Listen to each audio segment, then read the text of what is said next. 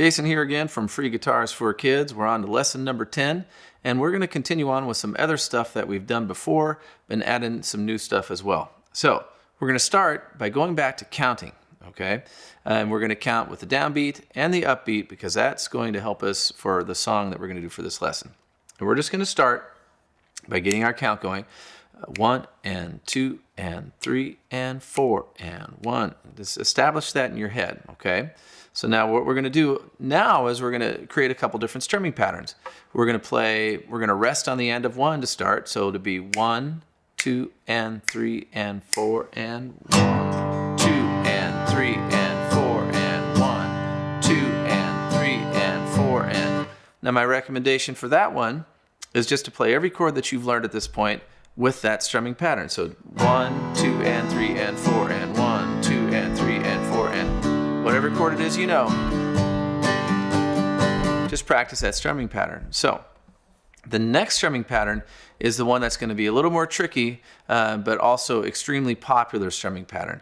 So the strumming pattern sounds like this: down, down, up, up, down, up. So we strum on the 1, but not on the end of 1. Okay, and then we strum on the 2 and also the end of 2, but we rest on 3. Okay, so if I were to count this out loud numerically, it'd be 1, 2 and 4 and 1, 2 and 4 and. And this sounds a little bit confusing, but when you see it on paper, it's not as bad. So it's written down in the music for you too. So how we're going to strum it is down, down, up, up, down, up, down, down, up, up, down, up.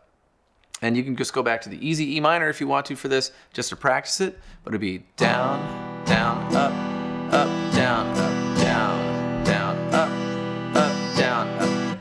Now you could get that same exact timing by doing all downstrokes.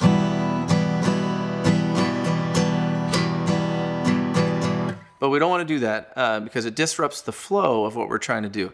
And you'll learn a lot more about that later on as you keep on playing the guitar. But for now, the idea is we do have a certain flow that we're trying to keep. And as you build up speed on something like this,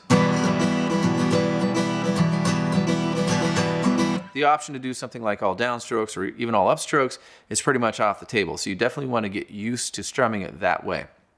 So those are our two strumming patterns for now. We just down, down, up, down, up, down, up, down, down, up, down, up, down, up, and then down, down, up, down, up, down, down, up, down, up.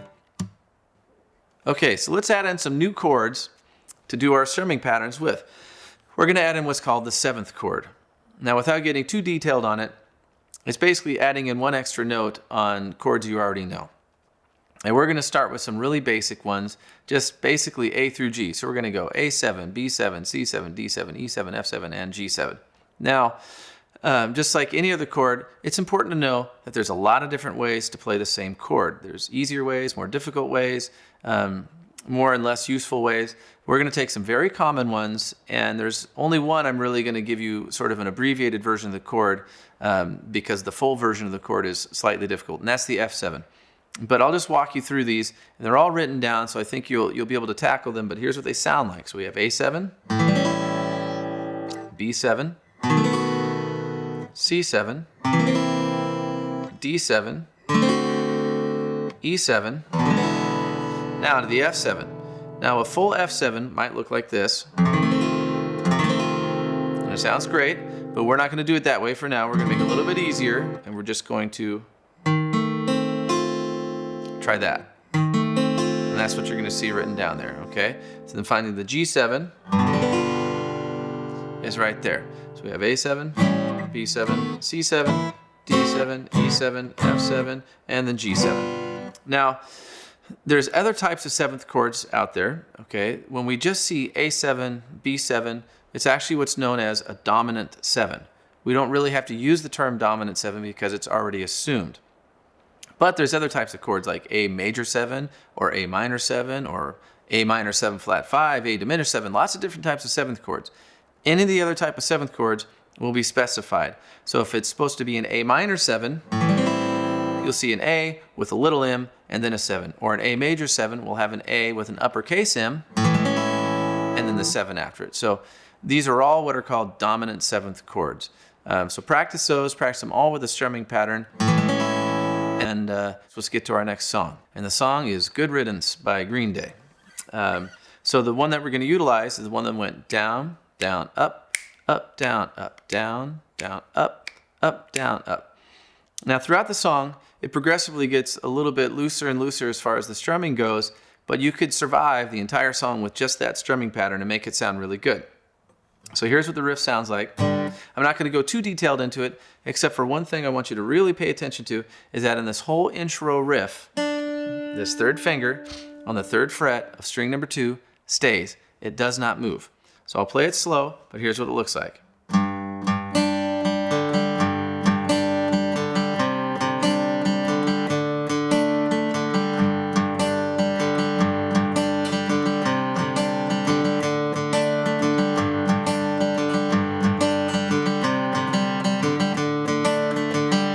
Then we go to the next part of the song. It's chords.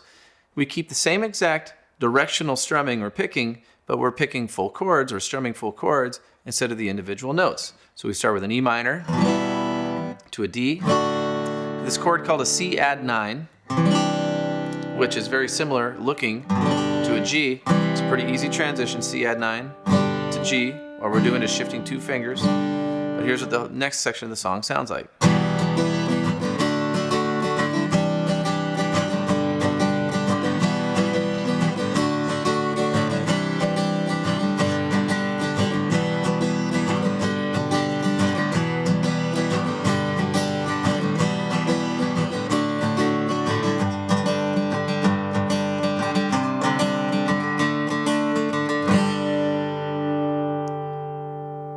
And that's it for lesson number 10. Have fun with that stuff.